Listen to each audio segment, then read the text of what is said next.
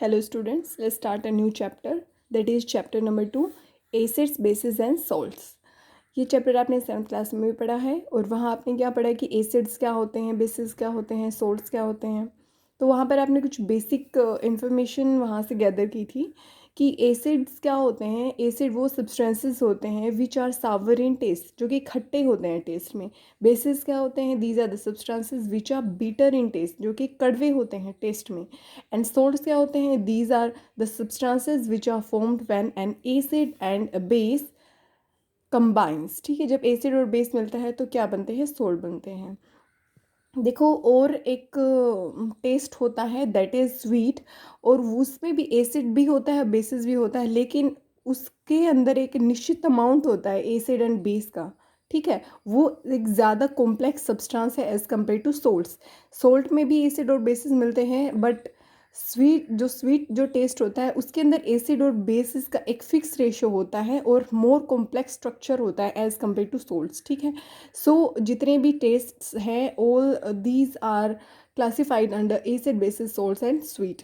ठीक है तो हम ये पढ़ते हैं कि अभी हम ये जानेंगे कि why, what is the reason that acids are sour in taste. क्या रीज़न है कि एसिड्स खट्टे होते हैं टेस्ट में, bases are bitter in taste. ठीक है, एंड सोल्ट्स आर सोल्टी। ऐसा क्या है, इनके बारे में अभी तक 7th क्लास में हमने पढ़ा था कि ये क्या होते हैं। अब इस क्लास में हम ये जानेंगे कि ये ऐसा क्यों होता है, ये ऐसे कैसे होते हैं। ठीक है, तो देखो, ये समझने के लिए हमें जो बेसिक पढ़ना पड़ेगा इसका कि आखिर कैसे एसिड्स बनते हैं, कैसे बेसिस होते हैं, कैसे सोल्ट्स होते हैं। तो अगर हम यहाँ पर नई डेफिनेशन की अगर हम बात करें एसिड्स की, तो हम किस तरीके से डिफाइन करेंगे एसिड्स को। एसिड्स वो होते हैं, these are the substances that when added to water increases the number of H positive ions in water। ठीक है, एसिड्स वो सब्सटेंसेस होते हैं जो H पॉजिटिव आयन को क्या कर देते हैं, बढ़ा देते हैं। बेसिस क्या है, बेसिस वो सब्सटेंसेस होते हैं जो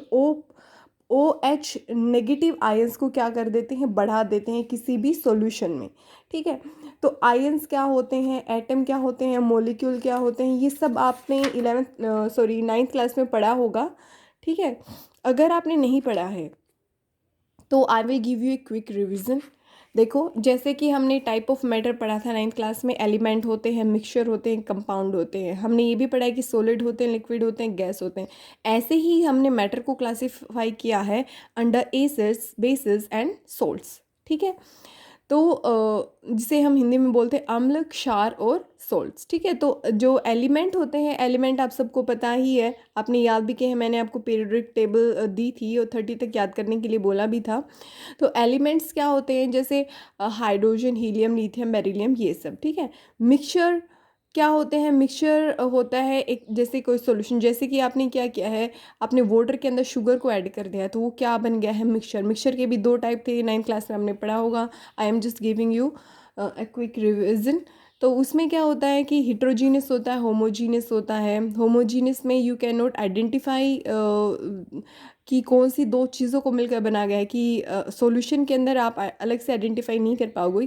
जैसे कि शुगर और वाटर में है, you can not identify which where are the elements of sugar and where are the elements, या फिर where is the compound of water.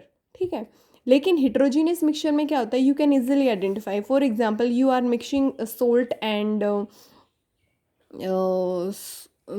Sand, तो आप क्या कर सकते हो, अलग से देख सकते हो कि ये सैंड का कंपाउंड है वो ब्राउन कलर का होगा, सोल्ट है वो वाइट कलर का होगा। तो इस टाइप के मिक्सचर, इस टाइप का जो मिक्सचर होता है that is known as heterogeneous mixture. Compound क्या होते हैं, जब 2 एलिमेंट्स किसी फिक्स रेशियो में कंबाइन करते हैं। NaCl है, अब Na और Cl ही क्यों कंबाइन कर रहा है, H2O है, यही क्यों कंबाइन कर रहा है, तो उसके लिए हमें समझना पड़ेगा कि बॉन्ड्स क्या होते हैं। ठीक है, तो बॉन्ड्स जो है बेसिकली 3 टाइप के होते हैं, आयनिक बॉन्ड, कोवैलेंट बॉन्ड और क्या होते हैं, मेटालिक बॉन्ड। तो उसके लिए हमें जो कॉन्फ़िगरेशन है उसको समझना पड़ेगा। तो इलेक्ट्रॉनिक कॉन्फ़िगरेशन आपने 9th क्लास में जो पढ़ा है उसी का मैं एक क्विक रिवीजन करा रही हूँ, और उसी के आधार पे हमें पता चलेगा कि किस तरीके से बॉन्ड्स बनते हैं। तो देखो, कोई भी जो एटम है, कोई भी आप एटम ले लो, जैसे कि आपने ऑक्सीजन ले लिया। ठीक है, तो ऑक्सीजन का आपने एटॉमिक नंबर याद किया होगा, क्या होता है, जो हमारा स्ट्रक्चर, हमारे जो पूरी ये सीरीज़ होती है, मैं आपके लिए एक बार लिख देती हूँ थोड़ी सी। Hydrogen, helium, lithium, beryllium, boron, carbon, nitrogen, oxygen, fluorine, neon, ठीक है। ये सब ऐसे चलता रहता है, 1 2 3 4 5 6 7 8 9 10, एटलीस्ट आपको 30 तक याद होने चाहिए। तो इसमें से हम एक बार कोई, जैसे मैंने ऑक्सीजन ले लिया है तो इसका एटॉमिक नंबर क्या होता है, 8। तो इसका जो एटॉमिक स्ट्रक्चर होता है वो क्या होता है, आपको पता है, न्यूक्लियस होता है, ठीक है। न्यूक्लियस के अंदर क्या क्या होते हैं, प्रोटॉन होते हैं और न्यूट्रॉन होते हैं, ठीक है। और इसके बाहर से क्या करते हैं, इसके बाहर से ये ऑर्बिट्स होते हैं, ये जो अभी मैं बना रही हूँ सर्कुलर, ये क्या कहलाते हैं, ऑर्बिट्स। इसको हम शेल भी बुलाते हैं, जैसे पहली वाली शेल का नाम के हो गया, दूसरी वाली शेल का नाम एल हो गया। ऐसे जितना बड़ा एलिमेंट होगा उतनी ही उसकी नंबर ऑफ शेल्स जो है वो बढ़ती जाएंगी। अब क्या है कि के शेल में ना सिर्फ 2 ही इलेक्ट्रॉन्स आ सकते हैं। जितना इसका एटॉमिक नंबर होगा उतने ही उसके क्या होते हैं, नंबर ऑफ इलेक्ट्रॉन्स होते हैं, ठीक है। और उतने ही क्या होंगे, इसके नंबर ऑफ प्रोटॉन होंगे। जैसे कि इसका एटॉमिक नंबर 8 है तो इसके नंबर ऑफ इलेक्ट्रॉन्स भी कितने होंगे, 8, और नंबर ऑफ प्रोटॉन भी कितने होंगे, 8। अब ये जो 8 इलेक्ट्रॉन्स है ये इसके बाहर से रिवॉल्व करते रहते हैं। अंदर ये जो है जिसके अंदर प्रोटॉन और न्यूट्रॉन होते हैं, इसको हम क्या बुलाते हैं, न्यूक्लियस। ये सब आप पढ़ चुके हैं 9th क्लास में, ऐसा कुछ नया नहीं है, ठीक है। अच्छा, जो फर्स्ट वाली जो आपका ऑर्बिट है जिसे हम के शेल भी बुलाते हैं, इसके अंदर सिर्फ और सिर्फ 2 ही इलेक्ट्रॉन आ सकते हैं, ठीक है। तो यहाँ पर आगे ये 2 इलेक्ट्रॉन जो इसके बाहर से क्या करते रहेंगे, रिवॉल्व करते रहेंगे। अब 8 में से 2 इलेक्ट्रॉन यहाँ आ चुके हैं, कितने बच गए हैं, 6। तो ये जो 6 इलेक्ट्रॉन्स है ना, ये 6 इलेक्ट्रॉन्स क्या करते रहेंगे, आप इसके बाहर से इसके चारों ओर से चक्कर लगाते रहेंगे,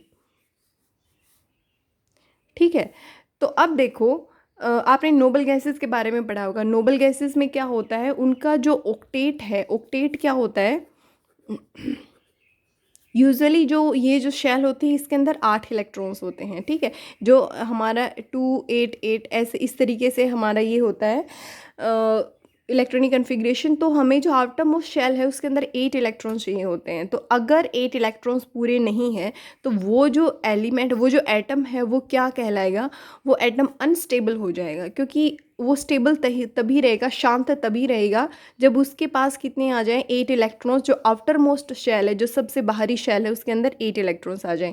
अगर ऐसा नहीं है तो वो जो भी एटम है वो क्या करेगा, या तो लेने की कोशिश करेगा, ठीक है। तो जो इस टाइप की फिर क्या होते हैं, कुछ एलिमेंट ऐसे होते हैं जैसे कि Na और Cl है, ठीक है। तो NaCl में क्या होता है, एक के पास उतने ही ज़्यादा इलेक्ट्रॉन होते हैं जितने कि दूसरे के पास क्या होते हैं, कमी होती है, ठीक है। जैसे Na पॉजिटिव और Cl नेगेटिव, अगर हम इसको देखें तो इसका बॉन्ड कुछ इस तरीके से बनता है। तो सोडियम के पास उतने ही, सपोज 1 जो क्या है, 1 इलेक्ट्रॉन सोडियम के पास ज़्यादा है, और क्लोरीन के पास, सोडियम का जो आउटर मोस्ट शेल है उसके अंदर 1 है, और जो क्लोरीन है उसका जो आउटर मोस्ट शेल है उसके अंदर कितनी है, 7 है।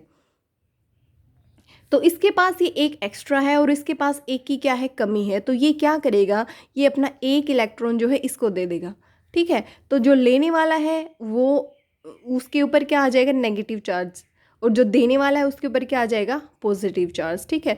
तो जो तो इस तरीके से जो बॉन्ड बनता है उसको हम क्या बोलते हैं, आयनिक बॉन्ड बोलेंगे। क्या बोलेंगे, आयनिक बॉन्ड, ठीक है। जो क्या कर लेते हैं, जिसके अगर एक के पास कम, ट्रांसफ़र कर लेते हैं किस चीज़ को, इलेक्ट्रॉन्स को। जिसके पास, जैसे कि इसकी जगह पर 2 भी हो सकते थे, किसी के पास 2 एक्स्ट्रा है और किसी के पास 2 की कमी है, ठीक है। तो क्या बन जाएगा, ये भी क्या कर लेंगे, आपस में ट्रांसफ़र कर लेंगे, और ये जो बॉन्ड बनेगा इसको हम क्या बोलेंगे, आयनिक बॉन्ड, ठीक है। तो इस तरीके से यह कुछ फॉर्मेशंस होती हैं, ठीक है। नेक्स्ट जो हमारा बॉन्ड है दैट इज़ कोवेलेंट बॉन्ड, और ये जो है इनको हम क्या बुलाते हैं, आयंस बुलाते हैं। Next is covalent bond. Covalent bond में क्या होता है, शेयरिंग करते हैं वो, ठीक है। वो क्या करते हैं, ये इस यहाँ पर तो एक ने दूसरे को दे दिया था, लेकिन यहाँ पर क्या करेंगे, यहाँ पर एक ही इलेक्ट्रॉन्स जो है उससे काम चलाएंगे। जैसे कि H2 आपने एलिमेंट देखा होगा, तो हाइड्रोजन के पास दो हाइड्रोजन के जो एटम है वो आपस में कंबाइन करेंगे, और इनको देखो स्टार्टिंग वाली जो शेल उसके अंदर दो ही इलेक्ट्रॉन चाहिए होते हैं अपने उसको कंप्लीट करने के लिए, स्टेबल रहने के लिए। तो ये दोनों ही आपस में साथ रहेंगे, H2 साथ रहेंगे, इसका भी पूरा है और इसका भी पूरा है। ठीक है, तो इस तरीके से जो शेयरिंग कर रहे हैं, ये एक दूसरे को ट्रांसफ़र नहीं कर रहे हैं बल्कि शेयर कर रहे हैं, एक ही से काम चला रहे हैं। तो इस टाइप के बॉन्ड फॉर्मेशन को हम क्या बोलते हैं? Covalent bond. ठीक है, देखिए यहाँ पे आयनिक में क्या होगा? ट्रांसफ़र ऑफ इलेक्ट्रॉन्स होंगे। ठीक है, और जब भी ये इस तरीके का ट्रांसफ़र होगा तो ये जो बनता है नया सब्सटेंस, जो नया केमिकल कंपाउंड बनता है उसको हम बोल देंगे, जैसे ये क्या बनेगा? लास्ट में आइड लग जाएगा, सोडियम क्लोराइड। ठीक है, NaCl। इसको आपको हमेशा याद रखना है। हमेशा क्या हो जाएगा, जब भी आयनिक बॉन्ड बनेगा उसका जो नाम चेंज होगा, वो जो नया नाम होगा उसके लास्ट में क्या लगेगा? आइड लगेगा। ठीक है, कोवैलेंट बॉन्ड में क्या होता है कि यहाँ पर कोई भी आयन नहीं होते, यहाँ पर तो पॉजिटिव और नेगेटिव आयन होंगे, देने वाले पर पॉजिटिव, देने वाला जो है वो पॉजिटिव आयंस देगा, लेने वाले को हम क्या बोलेंगे? नेगेटिव आयंस ने लिए हैं। ठीक है, जो सेकंड है कोवैलेंट, इसके अंदर कोई भी आयन नहीं होता, सिर्फ शेयरिंग होती है इलेक्ट्रॉन्स की। जैसे H2 है, जैसे H2O है, इसके अंदर भी शेयरिंग करते हैं, दो हाइड्रोजन के एक ऑक्सीजन के साथ शेयर करते हैं। सॉरी देखो यहाँ पर क्या है, ऑक्सीजन के 6 है ना, तो हाइड्रोजन का एक आ जाए तो 7 हो जाएंगे, और हाइड्रोजन का एक और आ जाए तो कितने हो जाएंगे? 8 हो जाएंगे। तो ये क्या करते हैं? ये आपस में शेयरिंग करते हैं, ये दे नहीं देते हैं इसको, ये क्या करेंगे? शेयरिंग करेंगे। तो यहाँ पर ये जो शेयरिंग है इससे क्या बनेगा? तो कोवैलेंट बॉन्ड किस में है? H2O में है। फिर होते हैं मेटालिक बॉन्ड, इसके अंदर होते हैं सिर्फ और सिर्फ पॉजिटिव आयंस। इसके अंदर क्या होता है? Lot of metal ions surrounded by free and mobile electrons. बहुत सारे मेटल आयन होते हैं, जैसे कि आयरन है, आयरन के ऊपर Fe2 पॉजिटिव आयन होता है। इसको समझने के लिए सबसे पहले आपको याद ही रखना पड़ेगा कि इनका एटॉमिक नंबर क्या है। Only then you would be able to understand कि कौन शेयरिंग कर रहा है, कौन ले रहा है, कौन दे रहा है। ठीक है, These electron are free to move around cluster of metal atoms। ये जो इलेक्ट्रॉन्स होते हैं, ये क्लस्टर, जो मेटल एटम होते हैं, क्लस्टर मतलब बहुत ज़्यादा नंबर में होना, तो इसके बाहर से क्या करते हैं? मूव करते रहते हैं। जैसे कि Fe2 पॉजिटिव आयन है, इसके चारों ओर से इलेक्ट्रॉन्स मूव करते रहेंगे, इसके अराउंड ही घूमते रहते हैं। जिसको हम क्या बोलते हैं? इसको हम इलेक्ट्रॉन सी भी बोलते हैं, क्योंकि बहुत ज़्यादा है नंबर में, that is why it is known as electron sea, electrons का समुद्र। ठीक है, this electron sea is shared by metal atom, और इसी को हम क्या बोलते हैं? Metallic bond. ये सिर्फ और सिर्फ मेटल्स में ही होंगे। ठीक है, फिर एक मेटलॉइड्स होते हैं। देखो मेटल में क्या होते हैं? मेटल के अंदर जो इलेक्ट्रॉन्स है वो ज़्यादा होते हैं नंबर में, वो मतलब वो देंगे। ठीक है, नॉन मेटल्स में क्या होता है? कमी रहती है, तो वो लेंगे। अगर उनको एक दो मिल जाए तो उनका ऑक्टेट पूरा हो जाता है। और मेटलॉइड्स क्या होते हैं? मेटलॉइड्स होते हैं इन दोनों के बीच के, ये दोनों की प्रॉपर्टी को शो करते हैं। ये इनके पास, जैसे किसी के पास 4 है तो 4 वो ले भी सकता है, 4 वो दे भी सकता है। तो ऐसे ही जो एलिमेंट्स है उसको हम क्या बोलते हैं? मेटलॉइड्स बुलाते हैं। जैसे कि बोरोन है, जब ये सोडियम के साथ मिलता है तो ये it acts like non metal, ये लेता है। जबकि ये जब फ्लोरीन के साथ मिलता है तो ये क्या करेगा? ये मेटल की तरह बिहेव करता है और ये देता है। ठीक है, बॉन्ड फॉर्मेशन क्यों होती है? You have already learned about it कि जितने भी एलिमेंट्स हैं वो क्या करते हैं? नोबल गैस कॉन्फ़िगरेशन को अटेन करना चाहता है। नोबल गैस कॉन्फ़िगरेशन मतलब क्या होता है कि जो हमारे पीरियोडिक टेबल है उसके अंदर नोबल गैसेस होती हैं, और वो क्या होता है? उनके ऑक्टेट फिल होते हैं एकदम, आउटरमोस्ट शेल में पूरी तरीके से फिल होते हैं। क्यों? ताकि स्टेबिलिटी उनको मिल जाए। तो they do so this either by sharing, gaining और लूजिंग इलेक्ट्रॉन। तो क्या करते हैं बॉन्ड? कुछ जिनका जैसे कि शेयरिंग कर लेते हैं कोवैलेंट बॉन्ड के केस में, गेन और लूज कर देते हैं आयनिक बॉन्ड के केस में। This is the reason behind the reactivity of an element. ठीक है, यही कारण है कि कोई भी जो एलिमेंट है वो कितना रिएक्टिव होगा। Next is electrolyte, a substance which forms ions in an aqueous solution.